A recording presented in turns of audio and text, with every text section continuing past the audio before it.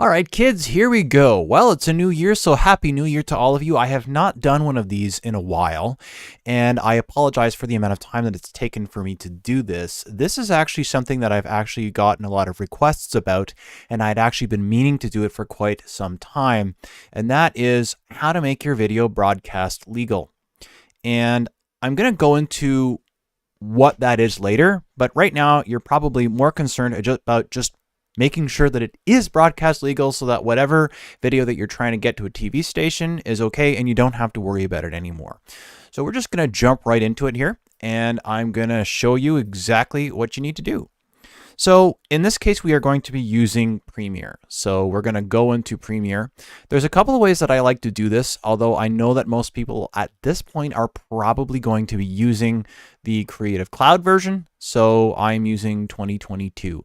I tend to like to use CS6, but I know that not too many people are going to be using that, so we're just going to use the CC version. And then later on down the line, I will probably do a version with the CS6 because it gives me a little bit more control. But it is correct, and you will be able to use it, so this is what we're going to do. All right, so we are just going to pop into, I'm just going to show you what we are going to be looking at. And I'm going to go into Premiere again, but this is actually Premiere right here. So what we're looking at here is we are actually looking at a scope, actually. So this is actually how you're going to decide whether your video levels are correct. So you'll notice that there are a bunch of lines here. So we're going to actually look on the left-hand side. So you're going to see that it goes from 0, 10, 20, 30, all the way to 100. So we actually want it to be in between 90 and 100. So we want to actually get to 95 as pretty much on the nose as we possibly can. And the reason for this is that is the threshold that is considered broadcast legal. So I'm just going to show you how we do that. All right, so we have Premiere right here. So I'm just going to go into, and I'm just going to kind of give you an overview. And you might be wondering why you are seeing a perfectly white screen. And the reason that you're seeing a white screen is because we are actually going to use this as luminance. That's actually going to be our base. And because 9.5 IRE is the broadcast standard for high def, this is what we're going to concentrate on. So I've basically put a completely white card here. So the worst possible thing that you can get. Now I've actually turned it down a little bit, so I'm actually going to turn this up. So what we're going to do is I've already done this, but you are actually going to click on color. So you can see that I have already done this, but you can see it's on the top: learning, assembly, editing, color, effects, audio, captions, and graphics libraries. It's at the top every time you open up Premiere Creative Cloud. So you're going to make sure that you go to color, and you are going to want Lumetri scopes, and that is going to show. So Lumetri color and Lumetri scopes. So I actually have the scopes already set up here. You're going to see the toggle on the left.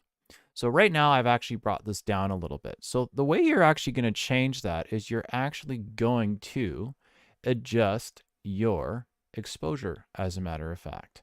And that is how that basically gets our levels. So you'll notice that right now I have my toggle. So you'll notice that when oops, for some reason it is not updating. Oh, I know why that is.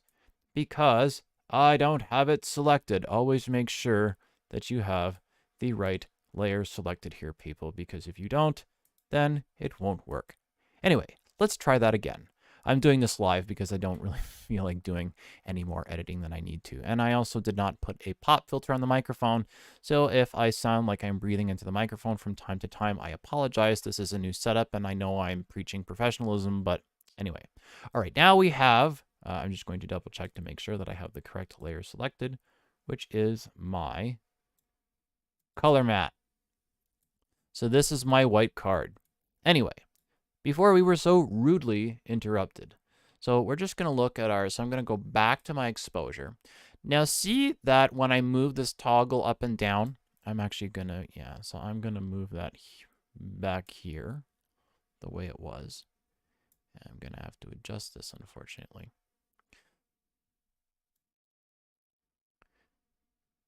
All right.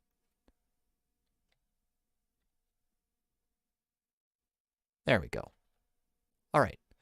So you will notice, oh, it's deselected my thing again. The dangers of doing things live. All right. So you will notice that when I adjust this, when I adjust and I move my exposure up and down, see that big line on the left-hand side in the scope that it's going up and down? Well, that is actually what we want in a particular place. So we actually want that to be right here. We actually want it to be in the middle. So I'm just going to move that roughly so that it's about, I'm going to move that a bit so that it's just about 9.5. And sometimes it's a little fiddly, but this is the easiest way to do it. So here, so basically you just want to adjust that until it's roughly in the middle. So you're going to want to basically just make sure that that is exactly where it is. The other thing that you can do too is if it's giving you a hard time, you can also take the curves and bring it down that way, and it'll give you a little bit more control. This is one of the reasons that I use CS6, because CS6 has different color tools that I find are a little bit more accurate. And in a perfect world, you would want to have your own broadcast monitor that has a scope on it, but that's not generally realistic for a lot of people because they're just kind of getting into television and then they find that they have to do a deliverable. So right now you can see that I have my line a little under 9.5. You want to try and get it on the nose as much as you can, but generally as long as you're between 90 and 100, you're good. So that's pretty much all you have to do. So if we go back to our scope here, and every time I do that, it always seems to want to change it. I don't know why it does that to me every time I change it, and I just updated Windows 2. So let me just take this, because again, I'm doing it live. There we go. So we'll just adjust that so we can actually see what we want to see. All right, so now we have the scope, and the scope is pretty important. So now we can see just the scope. We're just looking at the scope now. So if I go back over to my, basically I go back, I have this on my other monitor. The reason I want to have this, the reason I actually want to have my levels here like this is because, because the bandwidth of the broadcast over the air, the more whites and the more color information, basically, if it's outside of that sort of limit, which is 9.5 IRE or 95, then it actually uses up too much bandwidth. And that consequently uses more power. And so in the old days, you would end up needing to use more repeaters. It was the same sort of idea with analog before we moved to digital, but it's the same, it really is the same thing. So as long as you're between, as I say, as long as you're between 90 and 100 and you're at 95 or under, you're good, but you don't want to be over it. So quick little overview. So 9.5 IRE, this is more or less where you want to be. So you can see that I have this ugly green line with this ugly typeface here. But it is ugly, but it is also bright so that you can see it. So this is where you want to be. I'm a little under because I'm just kind of doing it quickly to show you, but I am still just under it and I'm over 90. So as long as my whites are at this green line that you can see here or under, you're good. What you don't want is you don't want to be over that. So anything over 9.5 IRE is too friggin' high. If you have something that's over that level, it is very likely, well, not very likely, I guarantee you that it will be rejected. Now, here's the thing that you want to keep in mind. Sometimes TV stations are nice, and if you send them something that is over 9.5 IRE, they won't tell you. to give you, and then, but what happens is you get this false idea that it's correct. So you end up doing this for like 2 years or 5 years or 10 years or whatever. And you think, oh, well, nobody said anything and it's correct. It's not. It was easier for them to just, rather than getting in an argument with you, they decided they were just going to fix it and do that. But they're going to be quietly muttering under their breath that you didn't do it properly. And a lot of people don't do this properly. So you actually don't want that here. You want to stay where that ugly green line is. You want to be at 9.5. Conversely, you also don't want to be under 90, right? Generally, as I say, you can get away with doing it between 90 and 95 and you're okay. You do not want to go over 95 or 9.5 IRE because it will fail QC and the TV station will hate you regardless of whether or not they tell you. So make sure that you have 9.5 IRE. I know I keep repeating this again and again and again and again and again and again and again, but you want to make sure that you're in that. Now, I'm not going to go too much into luminance because luminance is the same sort of idea. You generally, as long as you're within that, you're okay. There is more to it than that for chrominance, like colors. But generally, if you keep it around there, the stations will accept it and they will understand. So I'm not going to go too far into that. So if any of you go, well, it should be, it doesn't quite go by 9.5 or blah, blah, blah for the color. I know that. I don't care. In this particular case, I'm just trying to get people that have a video that they need to get to the TV station correctly to the point where the QC will accept it and it will look okay. So as a general rule of thumb, 9.5 IRE, you're good. You don't want to go any lower than 90, and you absolutely do not want to go higher than 9.5. But as long as you're between 9.5 and 9 or 90 and 95, you're good and it will look okay. So that's pretty much it in a nutshell. And that's the one thing that I repeat over and over and over and over and over and over again. So I'm going to go back over to this and I am going to talk a little bit now, which I'm sure is wonderful. So now that you know how to do it, you might be wondering, well, why the hell do I have to do that? What difference does it make? Whether this is 9.5 or 100 or whatever, a color is a color is a color is a color. So this is all you need to know really to get it working. But if you want a little bit of a history lesson and you find this kind of technical stuff interesting, as I do, because I always say it helps to know where you're going if you know where you came from. So if you're bored and you're not into that kind of crap, then by all means, close the video. This is all you need. As long as you do that, you will be accepted for QC as long as you're within that 9 and 9.5 threshold and don't go over for your luminance and your chrominance.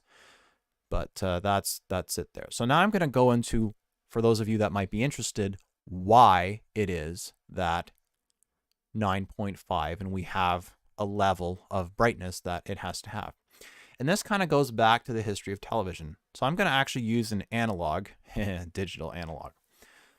So we all know on the internet there is bandwidth, right? There is, depending on how fast your internet connection is or your pipe, determines how much information can go through and at what speed. So for example, if you have a faster internet connection, you can download more stuff faster because it lets more down the pipe.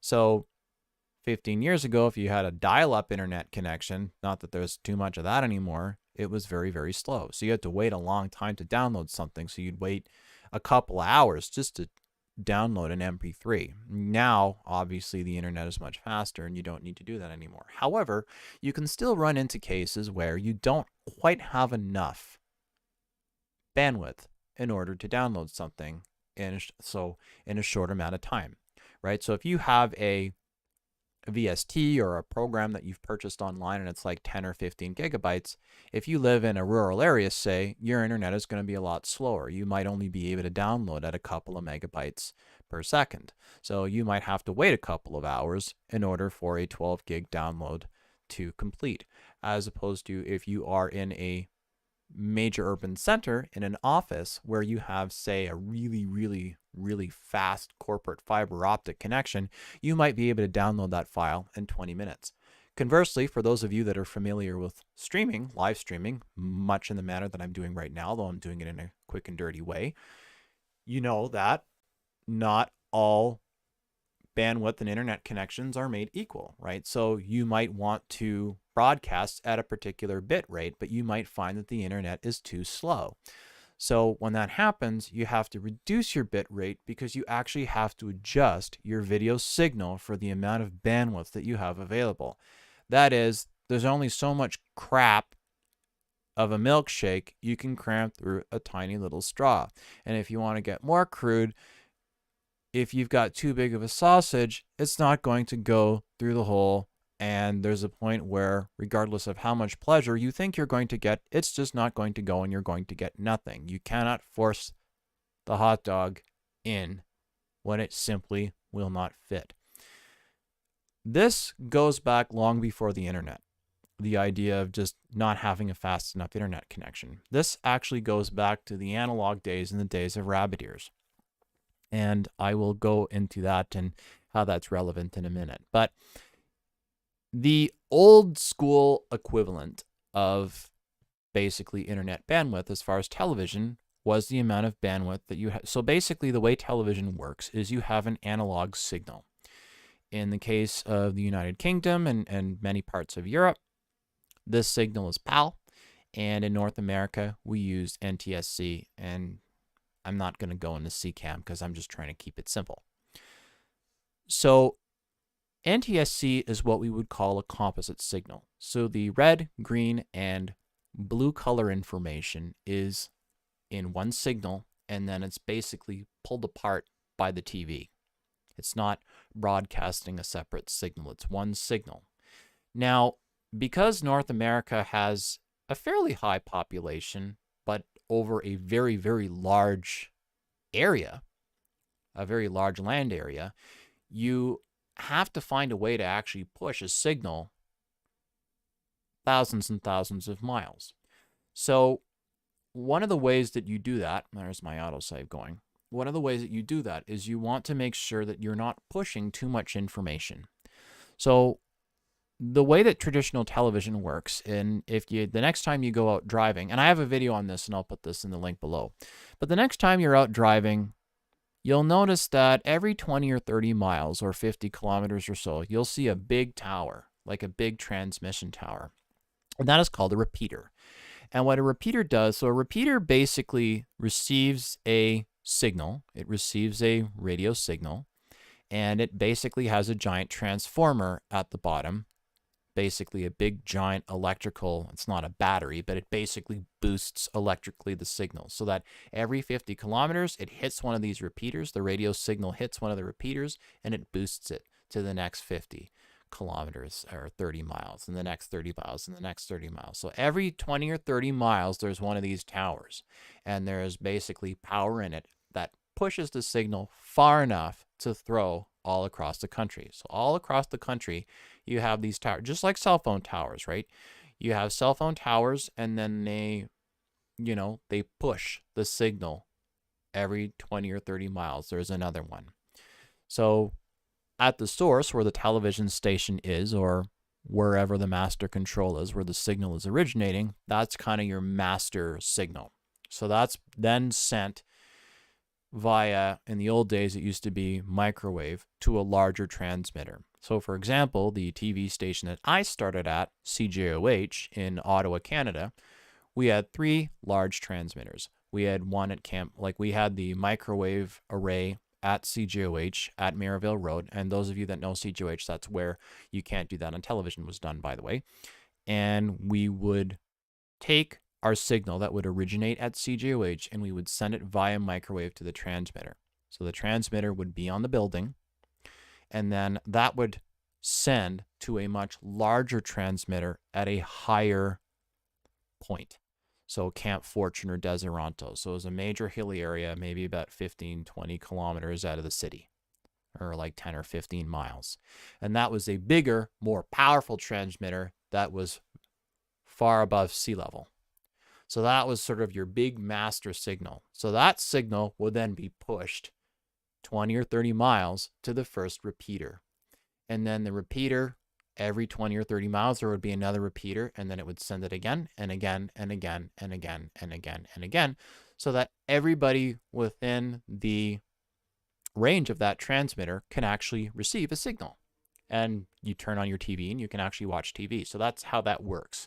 So everybody that's in an area, a transmitter can push a signal about 20 or 30 miles. So everybody that lives within 20 or 30 miles of that signal can actually get it, and they can watch TV. And then anybody outside of that area is just going to get the signal from the next transmitter. So the transmitter is doing two things. It's not a transmitter, but the receiver and transmitter that's basically at the repeater is both receiving the signal from the TV station and consequently beaming it to everybody within the range of that transmitter, typically 20 or 30 miles. And then it is sending that signal to the next transmitter that's 20 or 30 miles away, so that all the people in the next 20 or 30 mile range can see it, and so on and so forth. Now, that's important for a couple of reasons. One, that's how you watch TV, but also that's a lot of information that has to be transmitted over radio. It's easier for audio only to transmit because it uses less bandwidth, because there's less information. You don't actually have a video signal that basically has to travel through the air. Video uses a lot more information and therefore requires a lot more power. So radio tends to not need repeaters that either go as far, and they don't need to be as big because there's less information that they need to go. And in fact, a lot of the times they'll piggyback on the television transmitters because it's just sound, there's no video signal to go with it. It doesn't actually use up any space really that would interfere with the video signal. So you don't, that's one of the reasons for that. But video uses a lot of bandwidth. So basically, the engineers that came up with TV in the first place had to come up with a way that they could efficiently cram as much visual information, as much video information as they could into a signal that could safely go over the air. In other words, they needed to find a way to take, at first, black and white television, and then color information for color television, and transmit that over the existing radio infrastructure that they had so that it would at least go 20 or 30 miles before it could then be boosted. And so this is where the idea of compression comes from. Now, there's various ways that you can essentially reduce the amount of bandwidth that you use, and that is to use basically less power. So the less bandwidth you're using, the less power that you actually need to take that signal and throw it. It's the equivalent of, it's easier to have 4 or 5 guys to lift a 500-pound thing rather than one guy who's probably not going to be able to lift it at all, unless he's a strong man and he might be able to lift it for 2 or 3 seconds, but he's not going to be able to lift it and basically manage it for an extended period of time on his own. So you come up with systems that make it easier for you to do the heavy lifting. Well, back in the old days, people didn't have wheels, they didn't have pulleys, they didn't have levers. If they couldn't lift it themselves or with a few other guys, it just didn't get lifted. And then eventually somebody invented the wheel, and somebody invented carts so that you could put stuff in a cart and push stuff that was a lot heavier than you and have it disperse along the wheels. And that it's the same sort of thing with video. So in a nutshell, there are certain things that use more power and use more bandwidth. So for example, luminance information, basically how bright the information is. So white actually uses up a lot of power. It uses up a lot of information that swallows up a signal.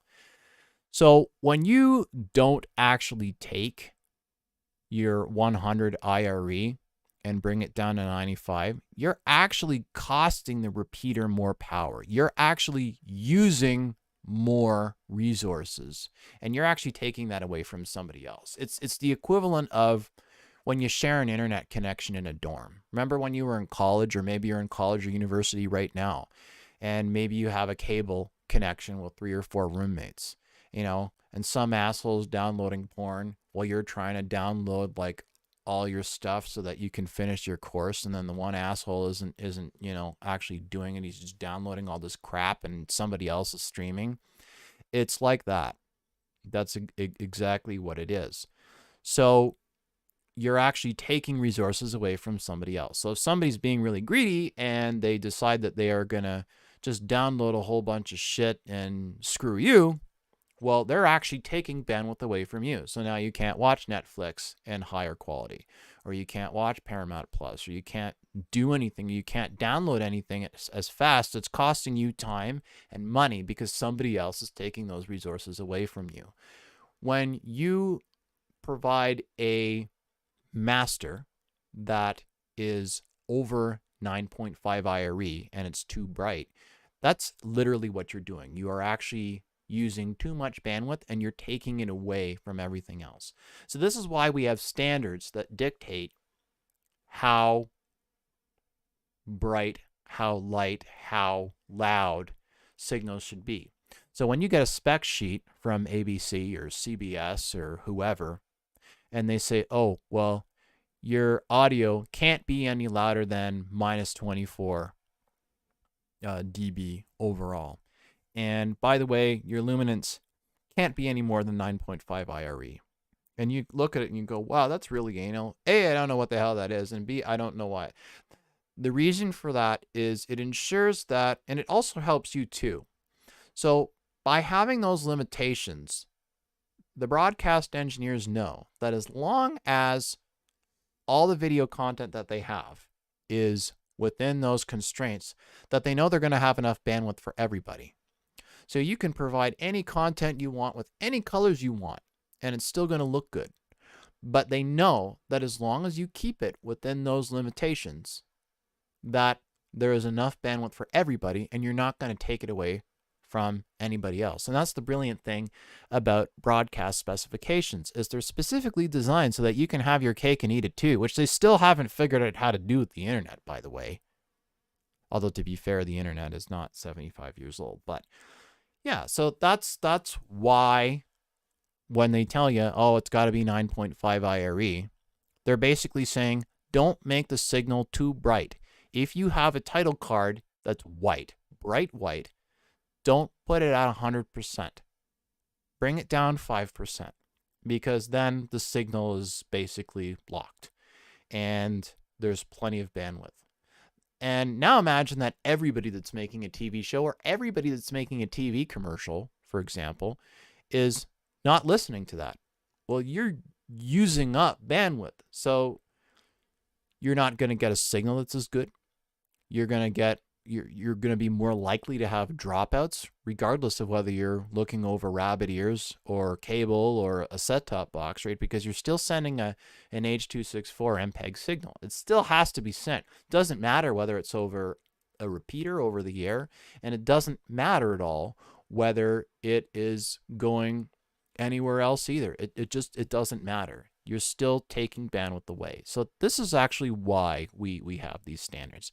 And I know I repeat myself again and again and again and again and again, but I find that a lot of the time that's the way that kind of helps to sink in. It's not me necessarily being pedantic or anything else. It's just sort of me trying to show you the importance of these sorts of things. So that in a nutshell is how to do it. So I'm just going to go back and we're just going to do a quick little overview here. So again, 9.5 IRE, that is where you want to top out. So where that green line is, that is ideally where you want to be, and you want to be between the green line and the blue line. So as long as you're over 90 and as long as you're under 95, you're good. You don't want to be over 95, and absolutely do not want to be anywhere near 100. And as long as you're able to do that, then you're good, and your broadcast stuff will just be fine and everything will be good. So as long as you follow the other tutorials too, as far as the audio and multi-channel when you're delivering MXF, say if you're delivering a commercial or something to that effect, you will find that it will all work perfectly. So these are things that will make the master control and the production control people love you, that are putting your show or your commercial in, and they're more likely to want to do favors for you, right? Because if you make their job easier by doing it properly, you do both them a service and yourself a service. One, you make it easier for them, right? So there's less stuff that they have to do. So you get remembered as the person that made it easy. You also get the idea of the proper way to do things, right? So then you kind of internalize that. And then when you need a favor and you might need a little bit of quarter, maybe you're under a deadline or whatever, you're more likely to get a pass from the TV station because you were remembered as the guy that made it easier for them rather than harder. And it also helps your reputation too. And it's a business where everybody knows everybody. I mean, there are some assholes. That's true in all aspects of life. But as a general rule, it's a good way to go, particularly in this business. And before I go, I'm going to tell you a little story. And I think I've mentioned this in one of my other videos. But if you haven't seen it, it does bear repeating. So we had, in Go Nitro, we had most of our advertisers were fantastic. But sometimes we sell some of our advertising inventory to just kind of companies that need to fill over a large period of time. So sometimes we do it with direct response. And again, most direct response companies are great. And we were going to do a couple of direct response ads for a company, and they were using some post-production company in New York City. Now, you would think in New York City that every single post shop would be fantastic, or at least would know what they were doing. Not in this case. So we ended up getting a bunch of masters from this post-production facility in New York City. And they had done the telecine properly, and the audio was incorrect. It was supposed to be an 8-channel MXF, and they provided it in stereo, so it failed QC. They argued that that wasn't the case. And then they also sent the master so that it had a white background. And then when I pulled it up and I looked at it on the vector scope and the waveform monitor, it was blown way, way out. So I called the post-production studio up, because we have a post-production studio here as well. And I was very nice about it. I said, hey, listen, just so you know, we fixed it, but your luminance levels were too high. It was supposed to top out at 9.5 IRE. And this was way, way over. This was blowing past 100. And the guy actually started screaming and yelling, oh, well, that's your opinion, and we've been doing this a long time, and blah, blah, blah. And I said, I don't really care. You did it wrong. And we deliver to Europe and all over the world. And in case you hadn't noticed, this is America, and they use the same standard. Well, we've never had a complaint, and you're wrong. It's like, well, no, you're wrong. And we ended up just not putting their commercial in because it was wrong. So what ended up happening in their case is this was a case where they were providing their barter and their commercials to the television stations, and the television stations just found them to be a pain in the ass to deal with, and then they would just quietly bring their 9.5 or their well over 9.5 IRE luminance down to the proper levels and just not telling them. So they were so arrogant that it didn't occur to them, and they refused to even accept the possibility that maybe it was wrong. And this is a post-production company in New York City. That this is a fairly decent sized post house, and that's pretty pathetic if they don't know this. And what's probably been happening is they are pissing off TV stations and networks left, right, and center, and they don't know what's happening, and they're losing it, and they're being unprofessional, and they're having tantrums and all this kind of garbage. So they're kind of shooting themselves in the foot in a number of different ways. The first being that, one, first of all, your master's fucking wrong. There's no two ways about it. It's wrong. Two, you're taking off, basically, you're making your clients look bad. You're making yourself look bad. You're pissing off the television stations, so they're not ever going to want to do a favor. So God help you if anything ever happens to you. They are just going to let you sit and rot. And it will happen. It doesn't matter if you have to wait a year or 2 or 5 or 10 or 15 or 20. It doesn't matter. Eventually, shit will hit the fan and you will need to call in a favor, and there will be nobody that wants to help you. And I tell this to people time and time and time again. And some people listen, most people don't. And then something happens and then they go, gee, I wish I blah, blah, blah, blah, blah, blah, blah. Too late. Too fucking late. And these are things that I think are really important that people should know. And I will give you an example from my own recent history as to why goodwill is so important. And by the way, I'm not saying that you should do this in terms of expectation. I'm not saying that you should go out and do this expecting to fuck up and have people give you a free pass. That this is not what I'm suggesting by this. What I'm suggesting is that you allow for doing it properly so that you have the goodwill, so that somebody is more likely, it's a golden rule. I know it sounds super lame and whatever, but believe me, it makes a difference. So again, my own personal example, and this is actually quite recent. So Go Nitro, we are just going into season 4 on Go Nitro for Fox, and mainly Fox, and then ABC, CBS, and NBC. And we're fortunate that we have a very good relationship with with all of our stations. And we are very appreciative of that. And we've worked very hard on it. But about in August, I was going to shoot an episode. We were going to shoot the first French language episode of Go Nitro, Premier Jeu. And when I came back on August 3rd, had a catastrophic engine failure in the piece of shit Kia that I was driving. There was a recall. Kia did not tell me about the recall. And because of COVID, there was a 3, 4, 5 month backlog on parts. So I ended up being stranded well over 900 miles away from my home studio. And I had 13 episodes that I had to do.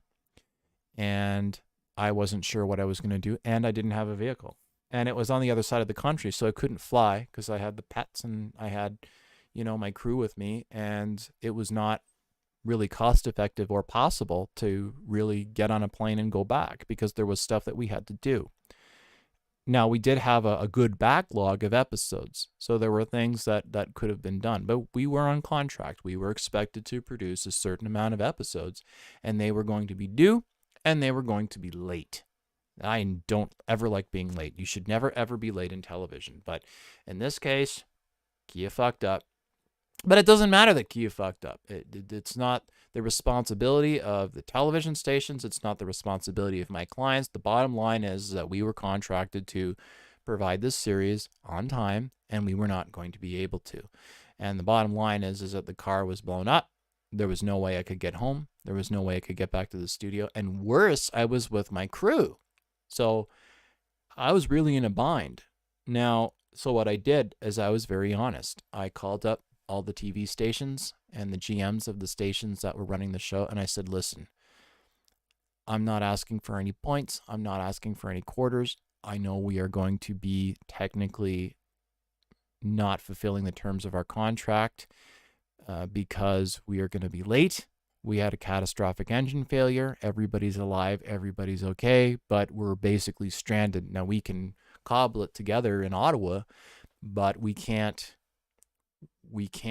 all the footage and everything for the most part is back in Saskatchewan. So we're going to be late. We're going to have to film more episodes here to make up for it.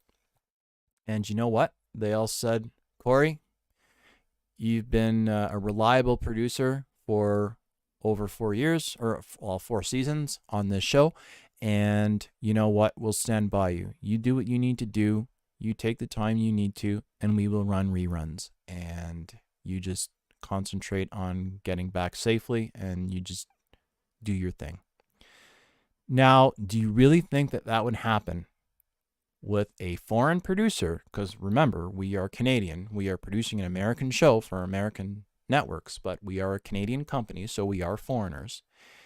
When they have a million other people that would be more than happy to just run a show where we have ours running, that is because of the relationship that we have carefully developed over time with the TV stations that we provide the television show to. If we acted like that New York post-production company, I would be more likely to be sitting in a courtroom right now trying to explain to a judge why we were in breach of contract, and I would have lost my show, and I probably wouldn't have lost my company, but I would have very likely paid very dearly for it. But because we worked very hard to keep everybody happy and do our show on time and work hard to make sure that we made the job of the master control and the unjust guys easy, we got a different reaction when we were in a bind and it could have been really bad and something could have made it worse. So this is one of the reasons that I say it's extremely important, okay? When you do stuff for television, do it properly, because everybody knows everybody. You feel better, you get a nice shot of dopamine because you have done it properly, and you know something that a lot of people don't know how to do. I see this even at some of the TV stations. Sometimes they run into people that just don't know. I mean, believe me, the television engineering guys know. And then they're basically getting balder and balder by the minute, tearing their hair out, dealing with all this shit. But if you know how to do this stuff properly, it's going to make a huge, huge, huge difference. And then on top of that, as I say, you are remembered as the guy that gets stuff done. You are remembered as the guy that manages to do everything properly. And that is the most important thing. Because when you need it, and that's really all there is to it. So anyway, I've been going on for 42 minutes, which I was not expecting to go on that long. And I just kind of set up my new live streaming setup on my big computer, which was being a pain in the ass. So this is also kind of a test for my new setup a little bit, because I have my new audio interface on and then just trying to map stuff in OBS. So I also wanted to do it sort of quick and dirty, so I'm rambling a little bit in a way that I don't normally. So anyway, hope you learned something, and if you have any questions or comments, please do leave it in the comments section. And if you have not already, please do subscribe, and make sure that in addition to subscribing, that you watch Go Nitro either on our YouTube channel or ABC, CBS, NBC, Fox, and CW stations across the United States of America. And as of January 14th, in beautiful Vancouver, British Columbia, you can watch Go Nitro on Czech in Canada. So hope you have a good one, and hope that worked for you. So have a good one, and take care now. Bye-bye.